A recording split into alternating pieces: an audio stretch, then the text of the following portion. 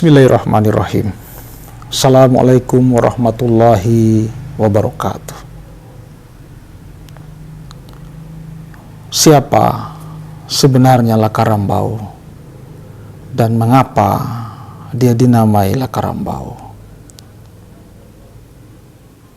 Dalam banyak narasi lisan kolektif di daerah-daerah yang merupakan persinggahan masa kecil Lakarambau, itu menyimpan memori kolektif yang sampai hari ini masih diceritakan dalam setiap ritual tahunan mereka.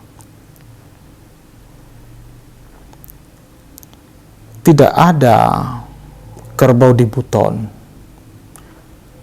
kecuali hanya anoa, hewan endemik yang hanya ada di Sulawesi dan ada banyak di Buton.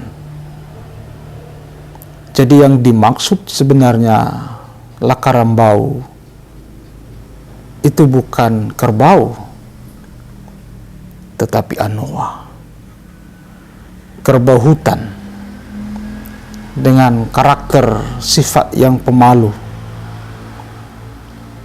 tetapi berani, dan kalau sudah menghadapi musuh yang mengancamnya, dia tidak akan mengambil jalan mundur. Dan itulah karakter sebenarnya seorang yang sekarang kita mengenalnya Lakarambau. Lakarambau menghabiskan masa kecilnya tidak di istana, sehingga kita tidak akan menemukan narasi kisah-kisah masa kecilnya di istana. Seseorang mengambilnya dan kemudian merawatnya, mendidiknya, membesarkannya sebagai anaknya sendiri. Seseorang yang berpuluh tahun menyamarkan namanya.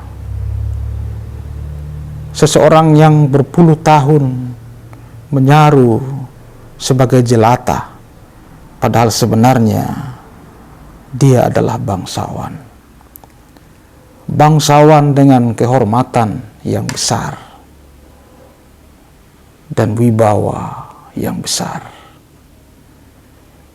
Saya akan mengisahkan pada bagian ini mengenai lanjutan dari yang kemarin sudah saya kisahkan. Ibu angkat Lakarambau, Inawakomba atau Waodevau.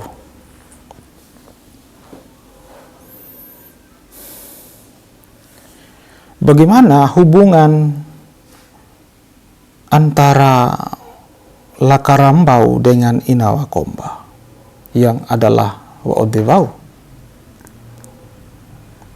Saya menemukan kumpulan kisah mengenai masa kecil Lakarambau yang tidak baik-baik saja.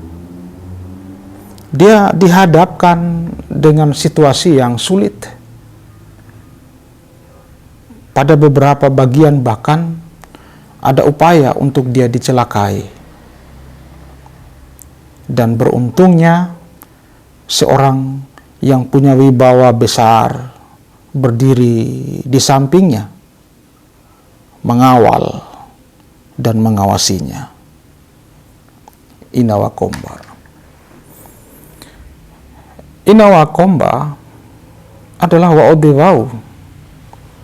Inawakomba bersuami yang namanya juga dia samarkan, Lameko. Meko dalam bahasa umumnya di Pulau Buton itu adalah manis.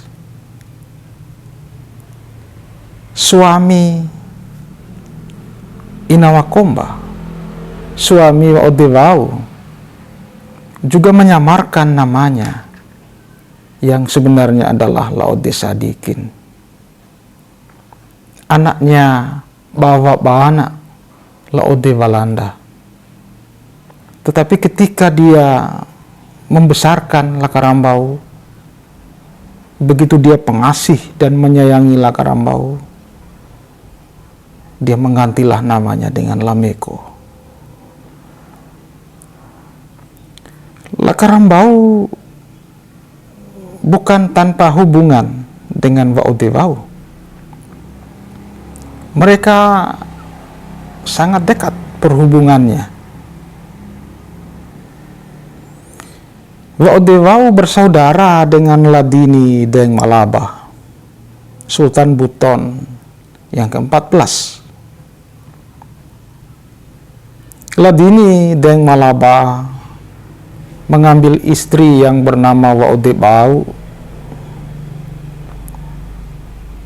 anaknya Lacila, Sultan Mardan Ali, Sultan Buton yang ke-8. Waodewau tidak sendirian. Dia punya saudara yang juga adalah perempuan. Namanya Waodesafura. Waodesafura kemudian dinikahi oleh Sultan Laumati, Sultan Buton ke-13. Dari pernikahan itu lahirlah Lakarambau. Tetapi di internal istana, di internal Kamali sedang ada dinamika yang kuat di masa itu. Ibunya Lakarambau, Waodesafura, datang di Kamali tidak sebagai permaisuri, tetapi sebagai belo bawine.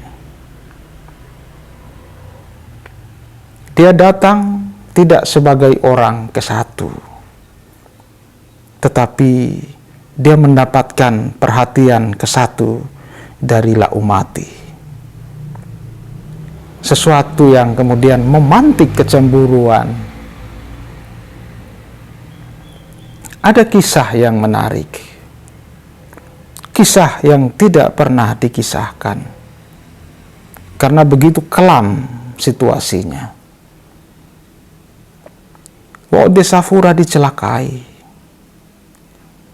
dan upaya pencelakaan serupa hampir juga mengenai Lakarambau. Beruntungnya Waodewau berdiri membelanya. Waodewau bersaudara dengan Ladini Deng Malaba.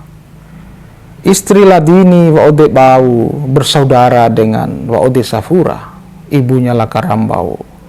Ladini menikah dengan Waodewau dan melahirkan Langkariri Oputasangia, Sultan Sakiuddin Darul Alam, Sultan Buton ke-19. Jadi antara Langkariri dengan Lakarambau itu bersepupu sekali dari pihak ibunya, dari jalur ibunya. Sangat dekat. Dan Lakarambau besar dalam didikan kelompok Terah Kumbewaha. Dia besar di bawah asuh Inawakomba, Waodewau, di bawah asuh Ladini Deng Malaba, suami dari kakaknya ibunya. Dan dia diperlakukan dengan sepenuhnya kasih sayang sebagai anak sendiri. Ketika Langkariri naik tahta, Lakarambau diangkat sebagai Kapitalau Matanayo. Dan tidak hanya ia diangkat dalam posisi itu, ia juga diambil sebagai bagian dari dalam inti keluarga dengan ia dinikahkan dengan anaknya sepupunya sendiri itu, anaknya Langkariri yang bernama Waoderahimah. Maka dengan begitu menaiklah hubungan Lakarambau dengan Langkariri, tidak hanya sebagai sebatas bersepupu, tetapi telah menjadi anak mantu dan mertua. Sementara jabatan Kapitao Sukanayo itu diberikan kepada yang namanya Laode Sungkuabuso, seorang yang juga adalah sahabatnya Lakarambau. Laode Sungkuabuso juga kemudian menikah dengan anak perempuan Langkariri yang lain, sehingga perhubungan mereka menjadi sangat dekat. Datang lagi satu ulama yang adalah guru juga Lakarambau, Saidi Raba. Saidi Raba mengawini lagi anak perempuannya Langkariri yang bernama Laode Yamani. Maka di masa Langkariri, di masa Sultan Buton yang ke-19 itu, di masa Oputa Sangya, beliau didampingi oleh anak-anak mantunya sendiri dalam menjalankan pemerintahan Kesultanan Buton. Langkariri bahkan dalam beberapa sumber lisan mengatakan ia didampingi oleh para harimau, Laode Sungkuabuso di barat dan Lakarambau di timur. Lakarambau adalah cucu Lacila, Sultan Mardan Ali, Sultan Buton ke-8. Lacila menikah dengan Waode Subu, anaknya Sapati Lanisuru. Sapati Lanisuru ini anaknya Lasingga, pangkal kaum yang berterah tapi-tapi di Kesultanan Buton. Jadi Lacila yang adalah cucunya Lelangi mengawini Waode Subu yang adalah cucunya Lasingga. Di sini bertautlah dua terah lalaki atau bangsawan di Buton antara Tanai Landu dengan Tapi-Tapi. Tetapi pada ujungnya kemudian Lakarambau tumbuh dan dibesarkan oleh yang berterah Kumbiwaha.